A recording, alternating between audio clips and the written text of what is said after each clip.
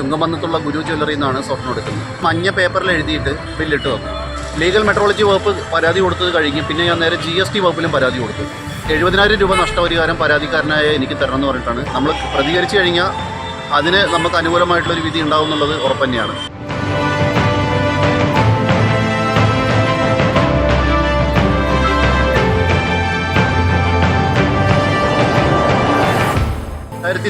ജനുവരി മാസത്തിലാണ് ഗുരു ജ്വല്ലറി, അതായത് ചുങ്കമന്നത്തുള്ള ഗുരു ജ്വല്ലറിയിൽ നിന്നാണ് സ്വർണ്ണം എടുക്കുന്നത്. അരപ്പവൻ്റെ സ്വർണ്ണമായിരുന്നു. അപ്പോൾ അന്ന് മോതിരമായിട്ടാണ് എടുത്തത്.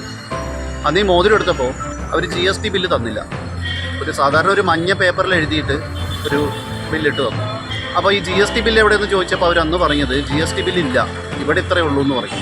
GST ബില്ല് ഇവിടെ കൊടുക്കാറില്ല ചോദിച്ചപ്പോൾ ഇല്ല, ഇവിടെ ഇത്രയേ ഉള്ളൂ, ഇനി നിങ്ങൾക്ക് GST ബില്ല് വേണമെങ്കിൽ അധികം പൈസ തരണം എന്ന് പറയും.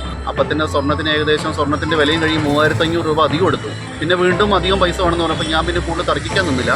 അവർ തന്ന ബില്ലും മറ്റുള്ള ഡോക്യുമെൻ്റ് എല്ലാം കൂടി ലീഗൽ മെട്രോളജി വകുപ്പിൽ സമീപിച്ചു, പരാതി കൊടുത്തു. ലീഗൽ മെട്രോളജി വകുപ്പ് പരാതി കൊടുത്തത് കഴിഞ്ഞ് പിന്നെ ഞാൻ നേരെ GST വകുപ്പിലും പരാതി കൊടുത്തു. ഈ പരാതി രണ്ടും കൊടുത്തു കഴിഞ്ഞിട്ടാണ് പിന്നെ ഞാൻ നേരെ കൺസ്യൂമർ ഫോറത്തെ സമീപിക്കുന്നത്. കൺസ്യൂമർ ഫോറത്തിൻ്റെ വിധി ഇപ്പോൾ വന്നു. 70,000 രൂപ നഷ്ടപരിഹാരം പരാതിക്കാരനായ എനിക്ക് തരണം എന്ന് പറഞ്ഞിട്ടാണ് കൺസ്യൂമർ ഫോറത്തിൻ്റെ വിധി വന്നത്. GST വകുപ്പിൻ്റെ അന്വേഷണം നടന്നുകൊണ്ടിരിക്കുകയാണ്. പിന്നെ ലീഗൽ മെട്രോളജി വകുപ്പ് പരാതി കൊടുത്തൊരു 3 മാസം കഴിയുമ്പോൾ എന്നെ വിളിപ്പിച്ചു, ഓഫീസിലേക്ക് വിളിപ്പിച്ചു. ഞാൻ അവിടെ ചെന്നു.